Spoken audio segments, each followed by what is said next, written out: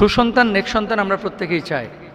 কেউ এমন চায় না যা, হ্যাঁ, বাপ মদখোর হতে পারে, বাপ জুয়ারি হতে পারে, ঘুষখোর হতে পারে, কিন্তু সন্তান আল্লাহওয়ালা হোক, ভালো হোক, এটা কিন্তু সব বাপ মাই চায়। কোনো বাপ মা চায় না যে আমার সন্তানটা নষ্ট হয়ে যাক। বাপ মার টেন্ডেন্সি এরকম, আমি খারাপ, আমি যেরকম আছি থাকি না, কিন্তু সন্তানটা নষ্ট না হোক। আর পৃথিবীর বুকে সবচেয়ে বড় অ্যাসেট কিন্তু আপনার সন্তান। বিল্ডিং আজ আছে কাল নাই, টাকা পয়সা আজ আছে কাল নাই, কিন্তু আপনার সন্তানকে যদি আপনি ভালো করে রেখে যেতে পারেন, এই সন্তান যদি সুসন্তান হয়, কবরে আপনি শুবেন, এই সন্তানের আমলের সওয়াবের একটা ভাগ আল্লাহ সুবহানাহু ওয়া তাআলা আপনার আমল নামায় দিবেন। সুবহানাল্লাহ, কি বলছেন আল্লাহ সুবহানাহু ওয়া তাআলা? আল্লাহ সুবহানাহু ওয়া তাআলা এই যে নবী ইব্রাহিম আলাইহিস সালাতু ওয়াস সালাম যখন 86 বছর বয়সে বাবা হলেন, কেউ কেউ বলছেন 82 বছর, তো তিনি দোয়া করেছিলেন যে রব্বি হাবলি মিনাস সলিহিন, আল্লাহ আপনি আমাকে সুসন্তান দান করেন। তো সুসন্তান দেখেন, নবী হয়েও তিনি সুসন্তান চেয়েছেন। তো আপনি আমি সুসন্তান আল্লাহর কাছে চাবো, শুধুমাত্র চেষ্টা চালাবো বিষয়টা এরকম না, নিজেও সৎ হব, সৎ জীবনযাপন করব। আর হচ্ছে রব্বি হাবলি মিনাস সলিহিন, এই দোয়াটা আমরা বেশি বেশি করবো ইনশাআল্লাহ। 2 নম্বর, সুসন্তান থাকলে লাভটা কি? ইদা মাতাল ইনসানু ইনকাতা আনহু আমালুহু ইল্লা মিন সালাসিন, হাদিসের মধ্যে কি আসছে যে মানুষ যখন মারা যায় তার সমস্ত আমলগুলো কিন্তু বন্ধ হয়ে যায়, সমস্ত আমলগুলো বন্ধ হয়ে যায়।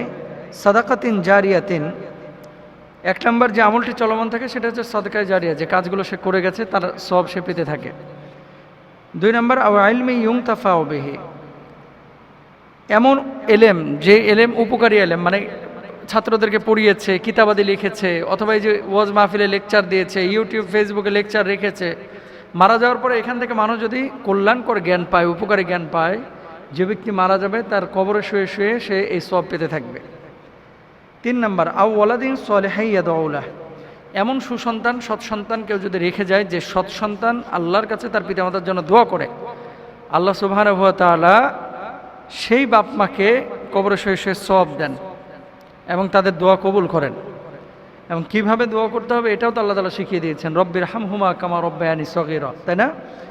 তো এখন সুসন্তানের জন্য 1 নম্বর হচ্ছে নিজেকে সৎ হতে হবে এবং রব্বি হাবলি মিনাস সলিহিন এভাবে আল্লাহর কাছে দোয়া করতে হবে।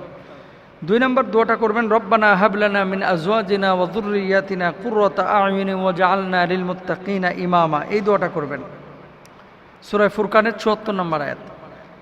3 নম্বর, নবী জাকারিয়া আলাইহিস সালাতু ওয়াস সালাম প্রথমে তার সন্তান হয়নি, বৃদ্ধ বয়সে তিনি নেক সন্তানের জন্য আল্লাহর কাছে দোয়া করেছেন, রব্বি হাবলি মিন লাদুনকা যুররিয়াতান তাইয়্যিবা ইন্নাকা সামিউদ দুআ, এই দোয়াটা আপনারা করবেন ইনশাআল্লাহ।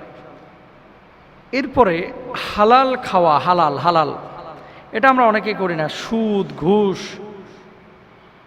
ছেলে মেয়ে ঘরে আছে অথচ বাপ যে থাইল্যান্ডে জেনা করতেছে, বিভিন্ন জায়গায় গিয়ে নেশা করতেছে, উল্টাপাল্টা কাজকাম করতেছে, পরক্রিয়া করতেছে। লিখে রাখেন, আপনি যদি এরকম নিজে পাপিষ্ঠ হন তাহলে সন্তান সন্ততি আপনি ভালো করতে পারবেন না, এটা হয় না।